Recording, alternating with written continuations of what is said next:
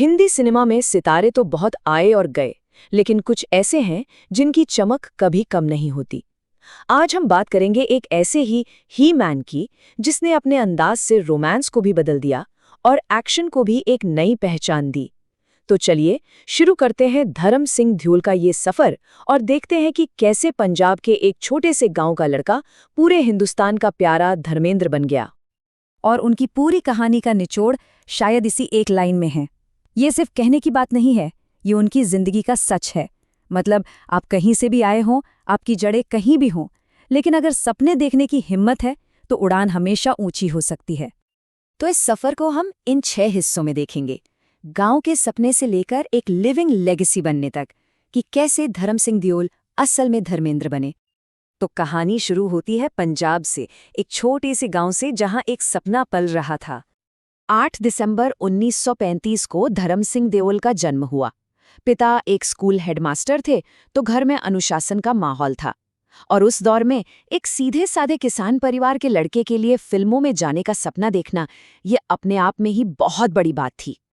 और इसी सपने का हाथ पकड़कर वो पंजाब के खेतों से निकलकर मुंबई की मुश्किल गलियों में आ पहुंचे।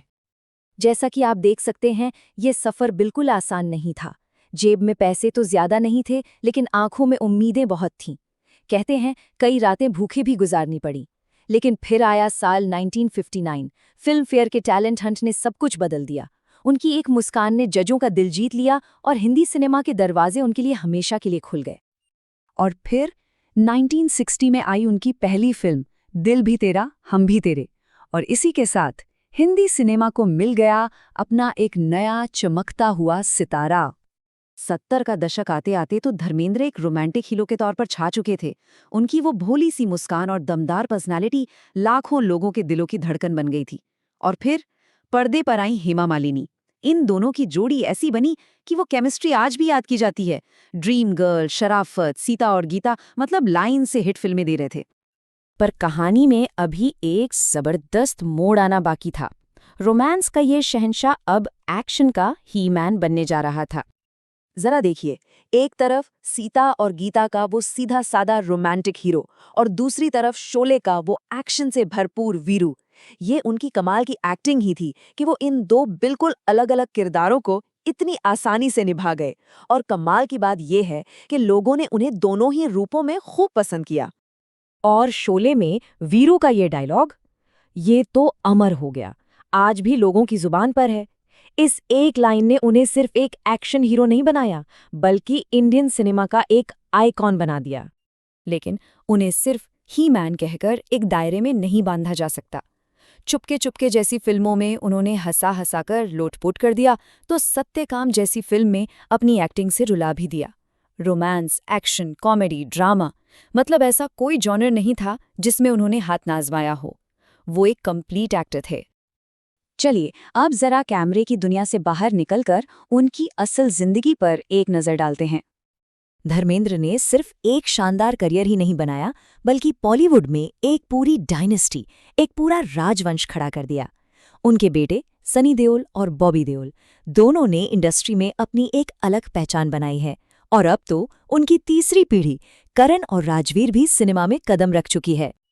और जब निजी जिंदगी की बात हो रही हो तो हेमा मालिनी का जिक्र तो होना ही है। उनकी लव स्टोरी किसी ब्लॉकबस्टर फिल्म की कहानी से कम नहीं थी। इसमें ड्रामा था, रोमांस था और एक हैप्पी एंडिंग भी थी। ये बॉलीवुड की उन प्रेम कहानियों में से एक है जिसे हमेशा याद रखा जाएगा।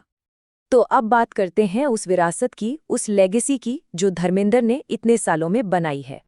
300 से भी ज्यादा फिल्में, ये सिर्फ एक नंबर नहीं है। ये उनकी सालों की मेहनत, उनकी लगन और सिनेमा के लिए उनके प्यार की कहानी कहता है। उन्होंने अपनी पूरी जिंदगी सचमुच सिनेमा के नाम कर दी। और ये सफ़र 60 सालों से भी ज्यादा लंबा है। जरा सोचिए, 6 दशकों तक, 6 डेकेड्स तक दर्शकों के दिलों पर राज करना, ये किसी भी कलाकार के लिए बहुत बड़ी कामयाबी है। जाहिर है इतने शानदार करियर को सम्मान मिलना ही था। 1997 में उन्हें film fair life time achievement award मिला और 2012 में उन्हें भारत के तीसरे सबसे बड़े नागरिक सम्मान पद्म भूषण से नवाजा गया। ये अवार्ड्स इस बात का सबूत हैं कि वो सिर्फ एक स्टार नहीं, अपने आप में एक इंस्टीट्यूशन है।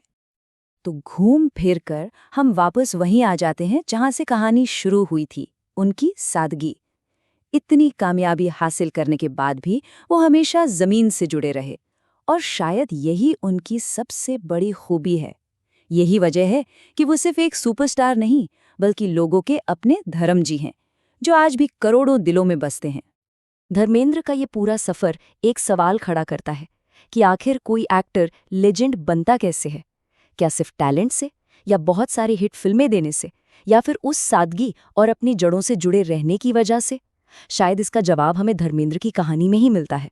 इस पर जरूर सोचिएगा।